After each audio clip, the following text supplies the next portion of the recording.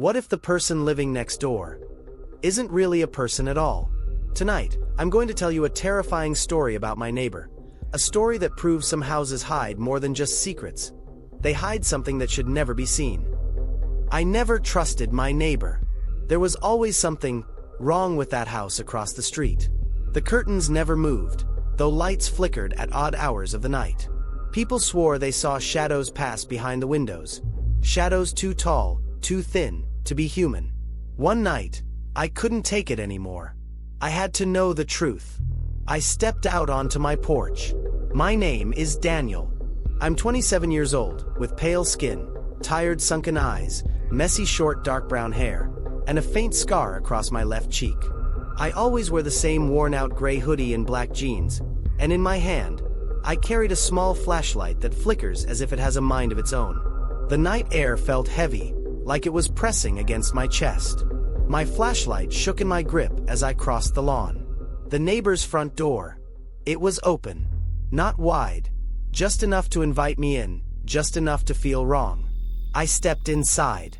The air smelled like mold and rot. The hallway stretched unnaturally long, lined with crooked family portraits. At first, they seemed normal, but as my light passed over them, the faces changed. Smiles melted into screams, eyes glowing faintly as if alive. I turned toward the stairs. They stretched upward, impossibly tall, vanishing into darkness. Halfway up, a figure stood, tall, eyeless, its face stretched into a smile that was far too wide. I froze. My flashlight flickered. When it came back on, the figure was gone. I wanted to leave, but the door slammed behind me. I forced myself deeper inside. The living room was covered in sheets, furniture frozen like corpses in body bags. One sheet rose, as though someone beneath it was standing up. My chest tightened, but when I pulled it away, nothing was there. Just emptiness. Then, the mirror caught my attention. In its reflection, I saw myself, but I wasn't me. My reflection's eyes were black voids, and it smiled with jagged, rotting teeth. The glass cracked. I stumbled back, and the mirror smiled. It moved when I didn't. I ran. The hallway warped and shifted, doors opening on their own. One led to a child's room, toys scattered across the floor. A teddy bear turned its head to look at me. I dropped it in shock, and the floor beneath it rippled like black water. I backed away, but when I turned, they were waiting. Faceless figures filled the hallway. They didn't move, not at first. But every time my flashlight flickered, they were closer. One reached for me with long, thin fingers, and I fell back against the wall. The wallpaper peeled away under my hands, revealing walls that pulsed like living flesh. I bolted down the hallway. The floor cracked beneath me, groaning like bones snapping. At the end was a family portrait. The neighbor's family, but their eyes were gouged out. Before I could move, a pale hand burst through the frame, wrapping around my wrist. I tore free and stumbled into a basement stairwell. The steps were slick with something wet. The deeper I went, the colder it became, until I entered a massive underground room. Toys. Broken furniture. A rocking chair in the center, swaying back and forth. And in it, sat my neighbor. At least, what was left of him. His ghostly figure was translucent, pale, eyeless, yet smiling. He whispered my name, though his mouth stretched open wider and wider until it tore across his face. The walls began to breathe. Black liquid dripped down, and dozens of shadowy hands reached from the darkness. I ran deeper, into a locked door carved with glowing red symbols.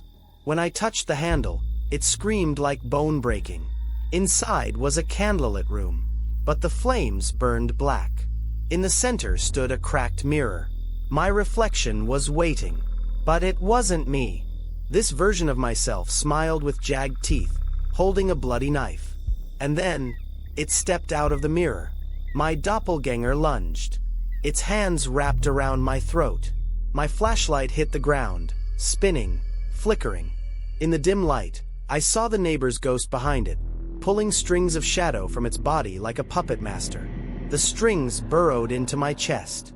I clawed at the floor, desperate, suffocating.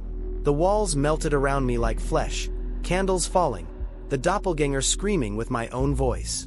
But then, my hand brushed against the flashlight. I grabbed it, and it burned like fire. The light exploded, brighter than the sun, burning away the strings, tearing through the ghost, ripping the doppelgänger apart. Smoke filled the room as the house collapsed around me.